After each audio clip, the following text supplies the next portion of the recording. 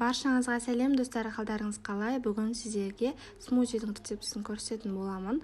Бізге ол үшін банан, құлпынай және де сүт, қант, ұнтақ қажет. Егер де сіздерде құлпынай болмаса, мен секілді құлпынайдың вареньесін қолдансаңыздар болады. Біздер құлпынайды блендерден өткізіп, мұздатқышқа салып қоямыз, қайнатпай. Міне мен соны қосып жатырмын. Бір банан және де 2-3 шай қасық құлпынай вареньесі. Қант ұнтағы өзіңіздің қалауыңызға байланысты. Көбірек қоссаңыз дәмі тәттірек болып кетеді, сондықтан өз қалауыңыз бойынша мөлшерлеп қосасыз. Барлық заттарды салып блендерде майдалап аламыз. Жаздың күні балалардың тамаққа тәбеті болмаған кезде осыны жасап берсеңіздер болады, өте пайдалы әрі тойымдырақ.